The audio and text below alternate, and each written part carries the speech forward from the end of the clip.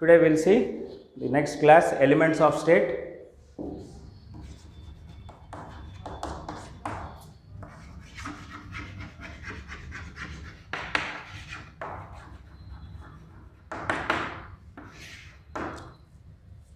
So today's topic is elements of state. This is 10 marks question in final examination. 10 marks, it may come in 5 marks also. So there are two questions, elements of state and elements of nationality. Either question will come in 10 or in 5. But these two questions are very important for our final exam. Okay, coming to the topic, elements of state. In the last class we have discussed that we will be discussing elements. What are elements of state in the next class. So we have gone through the introduction to state. Once again we will repeat in short time. State. What is state? We have already discussed. It is nothing but permanent association.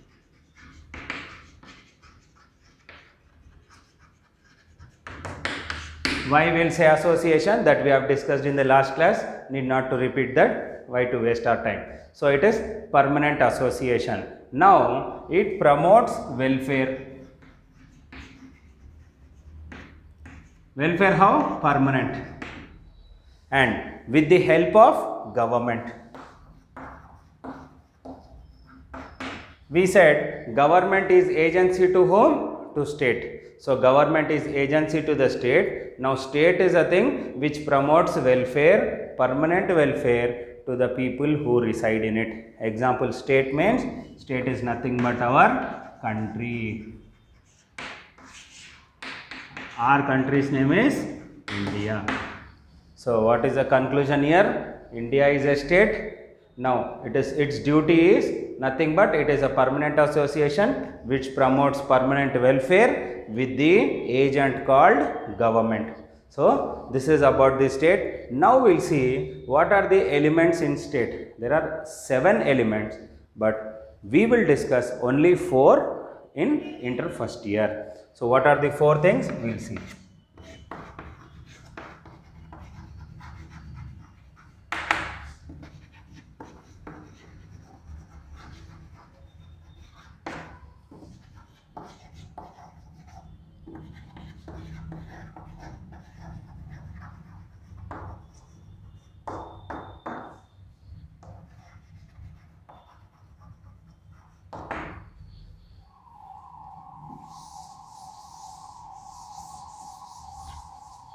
Now see, what are the 4 elements which we have to go through in this elements state is population, territory, government, sovereignty. Now first we will discuss, point wise we will discuss, we have to go through the population. Now when we speak about population, see, is there any definite population to form a state means? No.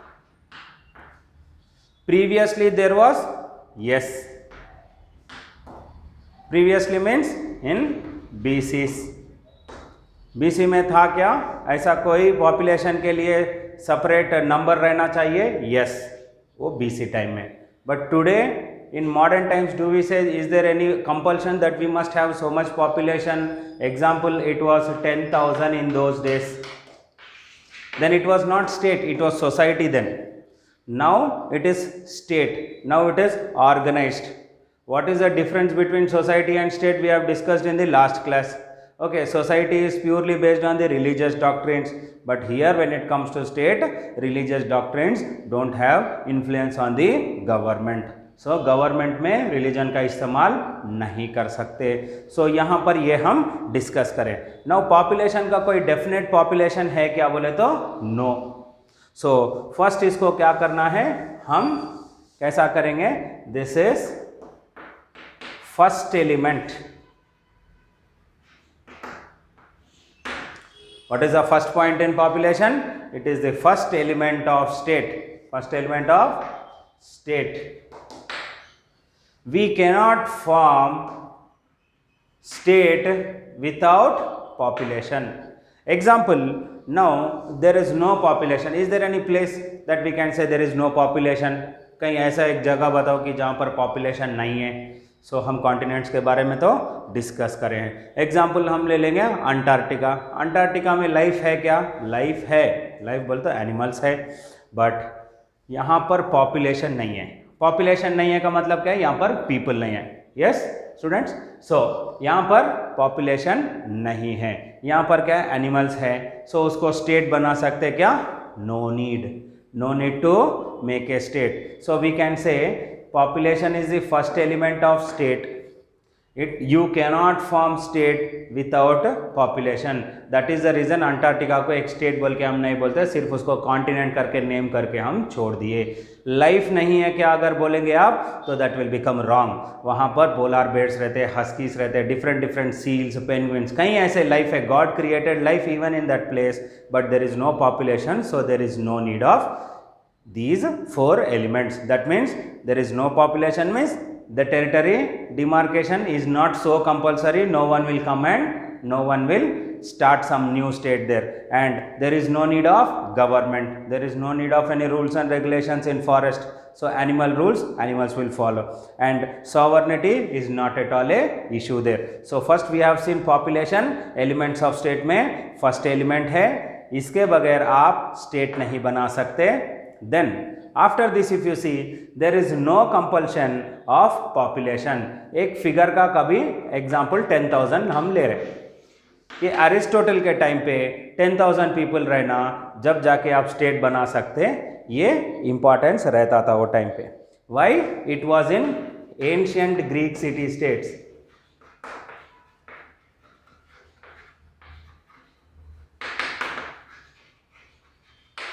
ये ancient Greek city states क्या है हम discuss करेंगे, 2 marks के questions discuss करें जब। Okay, don't worry for this. Now when you see example हम ले लेंगे वेटिकन सिटी। वेटिकन सिटी में according to the statistics of UNO United Nation Organization, उसके स्टैटिस्टिक्स के हिसाब से, पॉपुलेशन स्टैटिस्टिक्स के हिसाब से कितने लोग हैं वहाँ पर? 804 पीपल है। ये एक स्टेट है, इसका मतलब क्या है? ये एक कंट्री है। रोम के अंदर, इटली के अंदर एक छोटा सा प्लेस है, उसको डिफरेंट स्टेट बोलते हैं। इसका छोटा सा हिस्ट्री आपको समझा देता हूँ। सो डिफरेंट स्टेट हम इसको बोल रहे हैं। इसमें कितने लोग हैं? What is a population? 804। What is a population means 804। Simply अपने हैदराबाद के अंदर से अगर हम अपने एक कॉलोनी का ले लेंगे, वहाँ पर कम से कम 2000 लोग तो रहते हैं, तो इतना तो अपना पॉपुलस है। सो ये कंट्री क्या है? सिर्फ 804 पब्लिक का ही है। ओके, क्यों है, क्या है, इसमें डेप्थ में नहीं जाएंगे, सिंपली मैं बोल देता हूँ। इसमें ओनली प्रीस्ट रहते हैं, जो रोमन कैथलिक्स रहते हैं ना, सिर्फ प्रीस्ट ही रहते हैं, यहाँ पर कोई और सिटीजन माना नहीं जाता, ये उनका रूल है। सो इसको भी हम स्टेट बोल रहे हैं। यस, इसको भी हम स्टेट बोल रहे हैं, बिकॉज 804 का भी एक पॉपुलेशन है। अगर आप देखेंगे कितना है, ये 110 एकर्स का है। ये कंट्री कितने एकर्स का है? ये सेपरेट स्टेट कितने एकर्स का है? 110 acres. So this is about the population. I guess you all understood the population. Population समझ में आ गया ना students? So first element of state में हम पॉपुलेशन को डिस्कस कर रहे हैं। सेकेंड हम टेरिटरी को कर रहे हैं। नाउ टेरिटरी का जब देख रहे हैं आप, simply I said 110 acres, 110 acres का एक स्टेट है। ओके, 110 एकर्स का एक state. So simply we can say 44 हेक्टार्स, इसको 44 हेक्टार्स बोलते हैं। अगर आप हैदराबाद को ले लेंगे तो इसका है 650 किलोमीटर स्क्वायर। अपना हैदराबाद का कितना है टेरिटरी? 650 किलोमीटर स्क्वायर, बोले तो 65,000 हेक्टार्स भी हम बोल सकते हैं। ये 650 किलोमीटर स्क्वायर इसका डिस्टेंस है। सो इसका 110 एकर्स है, इसका इतना है। ये कंट्री इतना सा स्मॉल है, this is very tiny country. When we compare the same country with America, America is too vast. America is also a state, Vatican is also a state. Here there is no definite territory, the territory does not have any definite size. यहाँ पर क्या समझाना चाह रहे हैं हम? Territory के लिए डेफिनेट साइज नहीं है कि आपको इतना बड़ा टेरिटरी रहना चाहिए, इस इतने में ही आपका स्टेट बनेगा।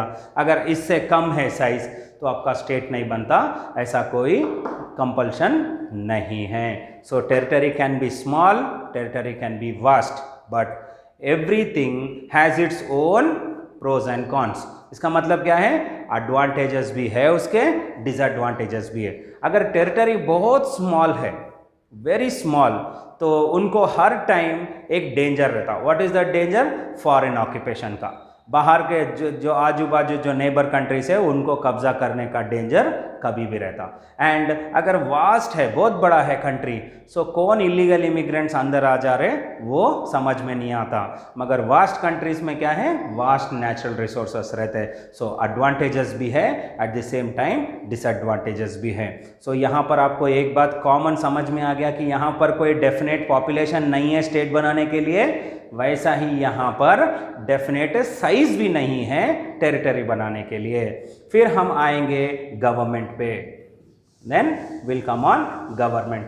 ऑलरेडी हम गवर्नमेंट के बारे में डिस्कस करे थे, फिर भी आज ये आंसर में अपने को गवर्नमेंट करना है। ये फर्स्ट एलिमेंट है, ये सेकेंड एलिमेंट है, और ये आ गया थर्ड एलिमेंट। ये लास्ट वीडियो में भी हम डिस्कस करे थे इसको, ये थर्ड एलिमेंट है। इसको हम बोलते हैं एसेंशियल एलिमेंट। क्या बोल रहे हैं हम इसको? Essential element. इसका मतलब क्या है, बहुत इंपॉर्टेंट एलिमेंट है। क्यों? ये थर्ड एलिमेंट है, मगर ये एडमिनिस्ट्रेटिव एलिमेंट है। यही जो है agency to the state. State का एजेंसी कौन है? Government. Government is the administrative body. ये एलिमेंट क्या है? एडमिनिस्ट्रेशन के लिए बना है, इनको हम एजेंसी बोलते हैं। So these agents are administering the state. इसका मतलब क्या है, कंट्री को गवर्नमेंट ही चला रहा। Today who is ruling our country? BJP is ruling. So who is the government? Means BJP government. This is permanent association? No, this is temporary association. Can this be changed? Yes, it can be changed at any time. India में क्या है? Process is election. Why? This is republic country. Republic country, democratic country. People will elect.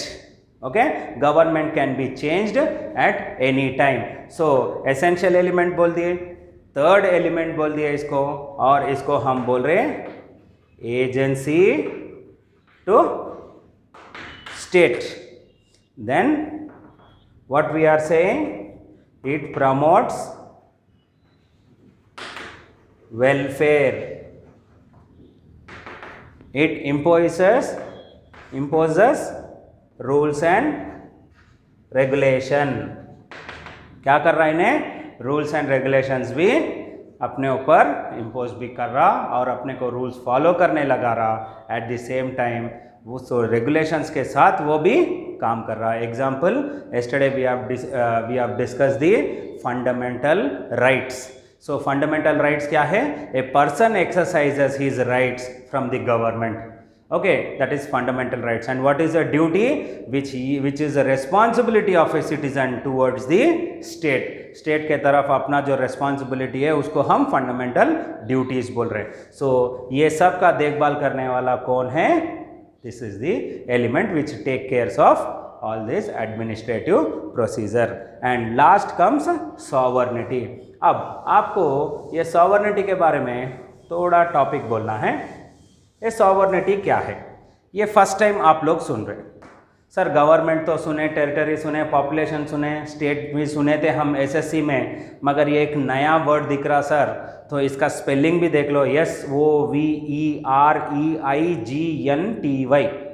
इसको तकरीबन student सॉवर्जिनिटी बोल के pronounce करते, इसको sovereignty pronounce करना है।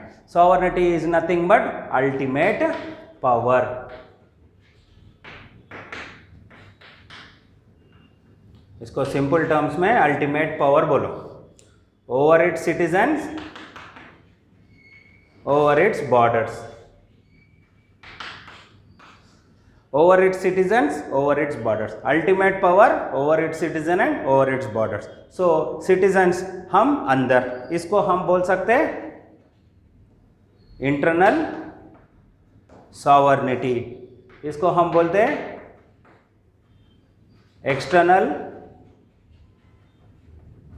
सॉवर्निटी। देखो इंटरनल सॉवर्निटी का मतलब अपना कंट्री खुद अपने इंटरनल अफेयर्स को मेंटेन कर रहा विथ इट्स ओन पावर, सो इसको हम इंटरनल सॉवर्निटी बोल रहे हैं। और ये क्या कर रहा है, इंटरनेशनल रिलेशंस, इंटरनल सिक्योरिटी को हम इंटरनल सॉवर्निटी में देखते हैं, इंटरनेशनल रिलेशंस को, इंटरनेशनल थिंग्स को हम एक्सटर्नल सॉवर्निटी में डील करते हैं। सॉवर्निटी का मतलब क्या है, अल्टीमेट पावर। सो ये टू थिंग्स है। For sovereignty will take example when we take Afghanistan. Afghanistan क्या हुआ, अमेरिका के सॉवर्निटी के अंदर रह रहा। That means the borders of Afghanistan is guarded by whom, American soldiers. So now Joe Biden, the new president of America, has decided to withdraw the troops from Afghanistan. That means very soon Afghanistan gonna become sovereign country. As of now, अगर आप पूछ रहे कि Afghanistan sovereign country है क्या, बोले तो no. Why? It is having power, it is having its army, but totally it is not dependent on its own army. So American army is also present in that country. So when it independently rules its country, then we can say it is a sovereign country. Neighbors, Pakistan is a sovereign country. क्यों? उसके borders भी Pakistan army से protected है और internally internal security is also taken care by the government itself. Okay, so by this we have discussed 4 elements. ये 4 elements है state के. So elements of state का आंसर आपको फाइनल एग्जाम में 100% आए तो 10 मार्क्स में, नहीं तो 5 मार्क्स में। एलिमेंट्स ऑफ स्टेट और एलिमेंट्स ऑफ नेशनैलिटी 2 आंसर्स है। ये आपको एक 5 में आएगा, एक 10 में आएगा। एलिमेंट्स ऑफ नेशनैलिटी हम नेक्स्ट वीडियो में करेंगे। By this we have finish this answer. If there is any doubt, student just post in the mail box. अपना जो व्हाट्सएप है उसमें भी आप पूछिए, सो हम उसमें फिर से डिस्कशन करेंगे। Okay, thank you. We'll meet in the next video.